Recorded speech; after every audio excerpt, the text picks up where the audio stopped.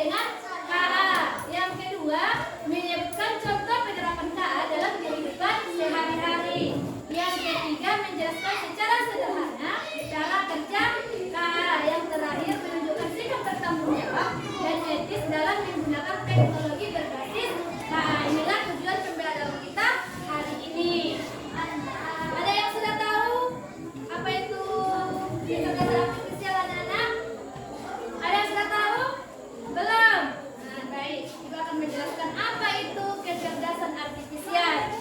Pengertiannya, kemampuan mesin untuk meniru cara berpikir manusia. Jadi nanti mesin itu dia bisa melakukan pekerjaan seperti manusia. Bagaimana caranya? Ini yang mau kita pelajari ya. Biar lebih paham lagi, Ibu akan menampilkan sebuah video dulu ya, tentang apa itu kecerdasan artifisial. Silakan diperhatikan ya. Pernah nggak sih kamu nanya ke Google atau ngobrol sama ChatGPT? Nah, itu semua pakai yang namanya AI atau kecerdasan artifisial. Tapi sebenarnya, gimana sih cara kerja AI itu? AI itu singkatan dari Artificial Intelligence atau dalam bahasa Indonesia disebut kecerdasan buatan.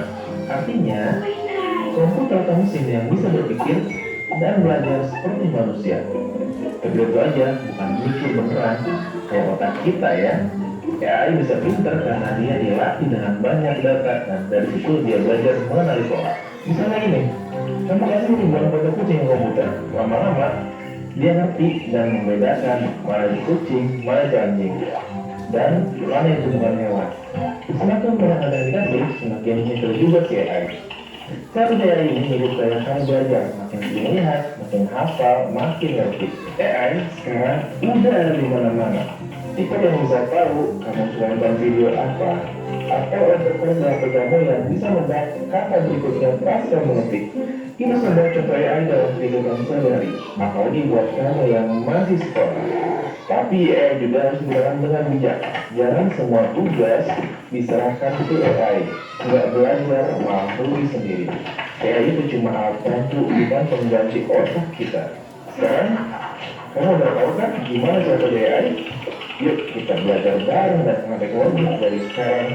Jangan lupa subscribe biar kamu makin pintar dan siap menghadapi masa depan. Dari video kita sudah jelaskan apa itu contoh-contoh KA dalam kehidupan sehari-hari. Berarti tanpa sadar kita pernah menggunakannya ya, anak-anak. Contohnya itu seperti apa tadi? Ya, oke. Terus apa lagi? YouTube. Terus ada lagi yang lainnya yang pernah digunakan? TikTok. TikTok juga termasuk kan? Nah, jadi tadi katanya itu AI itu juga katanya bisa seperti manusia dengan cara banyak berlatih. Jadi nanti di sini. Nah, selain itu ada lagi. Nah, contoh nyata KA di sekitar kita. Yang pertama itu aplikasi penerjemahan bahasa yang disebut juga dengan Google Translate. Pernah digunakannya? Pernah kan? Ya, yang kedua itu kamera yang bisa mengatur cahaya otomatis. Jadi tanpa kita atur cahayanya, pas kita berfoto, jadi dia akan langsung otomatis. Jadi kalau umpamanya kita berada di dalam ruangan yang gelap, nanti otomatis akan diaturnya cahaya biar kita jelas di gambarnya. Terus yang ketiga itu ada mobil yang bisa parkir sendiri. Nah, tanpa supir atau orang yang mengemudi di dalamnya, mobil itu otomatis akan bisa parkir sendiri. Terus yang keempat itu game yang bisa membaca gerakan. Ini pernah ya? Pernah bermain game kan? Nah, pernah semuanya kan? Nah, inilah merupakan contoh KA di sekitar kita. Nah, sekarang cara kerja kecerdasan artifisial itu tadi bagaimana? Nah, contohnya tadi seperti Google, bisa kita di situ mencari informasi. Bagaimana caranya, cara kerjanya? Nah, perhatikan. Nah, cara kerjanya itu ada 3. Ada input, ada proses, dan ada output. Nah, itulah cara kerjanya. Yang pertama itu input. Nah, nanti input itu kita memasukkan data kepada robot. Nah, umpamanya datanya itu, contohnya tadi di situ ada gambar kecerdasan artifisial. Pertama itu robot apa itu tadi? Robot? Iya, robot vakum. Tahu itu apa itu? Itu apa itu?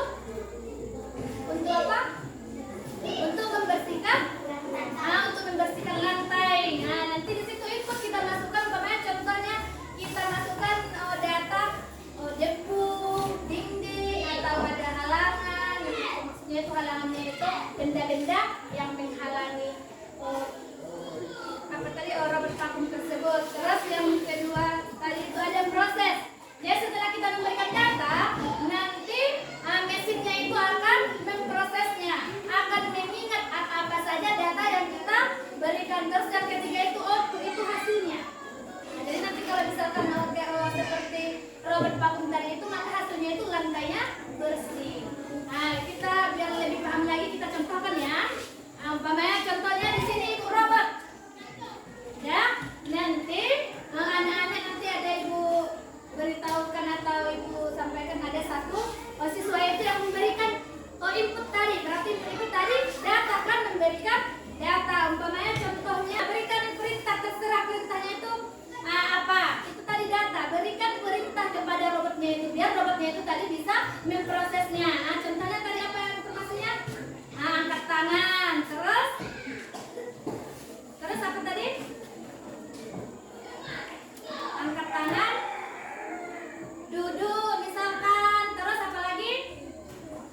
Jongkok misalkan. Nah, itu tadi perintahnya. Jadi setelah diberikan tadi perintah atau data itu, maka otomatis robot itu akan mengingat. Nah, jadi nanti anak-anak umpamanya memberitahukan berdiri. Nah, coba Nurul, suruh robotnya apa yang mau kau suruh. Tadi perintahnya itu apa tadi? Angkat tangan, terus berdiri, terus jongkok. Ini tadi ya, apanya ya, data atau informasi yang diberikan kepada robot. Nah, jadi robotnya ini sudah mengingat apa yang diberikan. Nah, sekarang Nurul coba perintahkan kepada robot. Angkat tangan, jongkok, berdiri. Ya, seperti itulah ya cara kerjanya. Nah, jadi robot itu bisa nggak dia tahu itu atau teknologi itu, bisa nggak dia bekerja dengan tidak benar? Bisa tadi? Bisa dia bekerja tidak benar? Atau bisa robot itu bekerja dengan salah? Bisa. Bisa nggak robot itu bekerja dengan tidak benar? Bisa. Kenapa? Karena robot hanya bekerja sesuai dengan perintah. Kalau kita memberi perintah yang tidak benar, maka robot itu bekerja tidak benar. Iya. Jadi robot itu kan diberikan tadi input kan, diberikan data. Jadi kalau misalkan kita berikan data yang tidak salah atau data yang salah, maka robot itu akan bekerja dengan salah. Nah, jadi kita sebagai pengguna KA ini harus memberikan data yang benar. Nah, apa yang terjadi kalau misalkan KA itu kita berikan informasi yang salah? Apa yang terjadi? Ada yang bisa menjawab apa yang terjadi? Iya, Alika coba. Iya, bisa merugikan diri kita sendiri. Jadi kita menggunakan KA ini harus dengan bijak, harus dengan bertanggung jawab. Kalau nanti kita memberikan informasi dengan salah kepada KA ini, maka bisa merugikan diri kita sendiri. Nanti bisa kita kena hukuman, bisa dengan penjara. Nah, jadi harus kita gunakan dengan bijak dan bertanggung jawab. Nah, ini penggunaan etika, penggunaan kecerdasan artifisial. Jadi yang pertama itu gunakan teknologi dengan bijak, berarti harus bertanggung jawab. Jangan gunakan untuk mencontek atau memalsukan karya. Jadi kita tidak boleh mencontek ya. Nah, terus yang ketiga itu hormati privasi orang lain. Maksudnya privasi ini kita harus menjaga rahasia orang lain. Nah, jangan sampai kita memberikan informasi yang salah sehingga dan yang melihat itu banyak kan, bukan kita sendiri. Nah, jadi nanti bisa kita kena hukuman seperti di penjara nanti. Jadi harus hati-hati menggunakannya ya. Yang keempat itu jangan asal menyebarkan informasi hasil AI. Jadi nanti kalau misalkan ada yang tidak pantas, udah jangan disebarkan lagi. Kita sendiri yang mengetahuinya ya. Jadi penggunaannya itu harus bijak dan bertanggung jawab. Ya, biar lebih paham lagi, Ibu ada permainan atau kuis. Nah, biar lebih paham lagi pelajaran tentang KA. Jadi kuisnya ini namanya itu KA, bukan KA. Apa nama gamenya? KA atau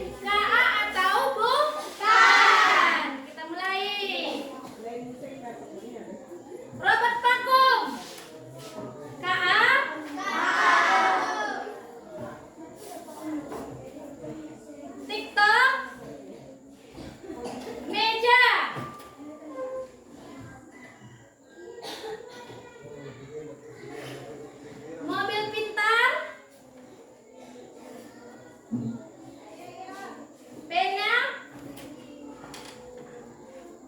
Google Translate.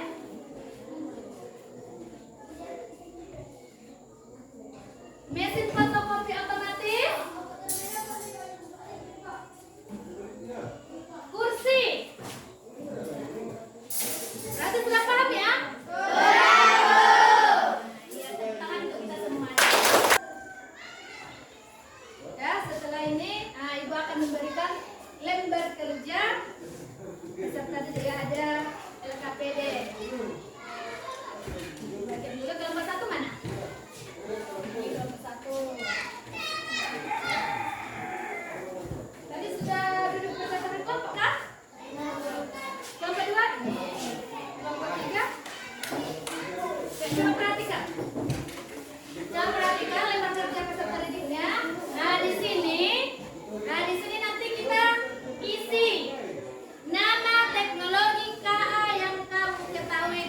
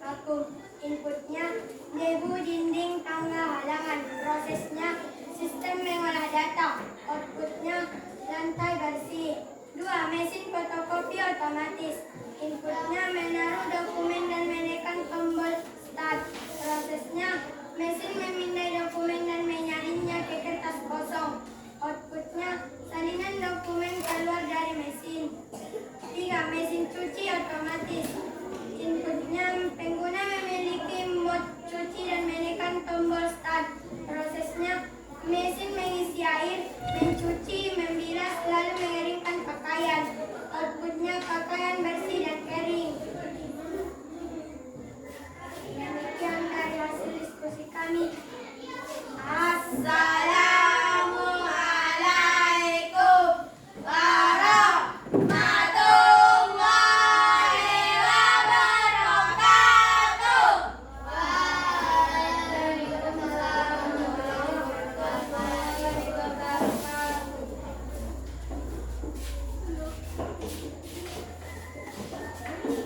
Kita berikan aplaus untuk kelompok 2.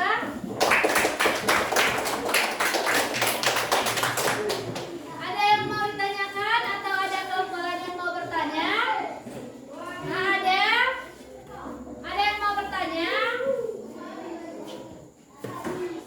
Tidak ada. Nah, berarti tadi dari hasil presentasi kelompok 2 itu di situ sudah jelas ya, ada tadi inputnya, ada proses dan ada output. Iya kan? Ada nggak di situ tadi dijelaskan kawannya? Cara kerjanya itu kan tadi ada 3 dengan cara yang pertama itu cara kerja KA itu yang pertama itu input, terus yang kedua itu proses, yang ketiga itu output. Nah, di situ tadi sudah dijelaskan oleh kelompok 2. Jadi kalau cara kerja KA itu dia ada 3. Yang pertama input, yang kedua proses, dan yang ketiga output. Ya, silakan duduk untuk kelompok 2.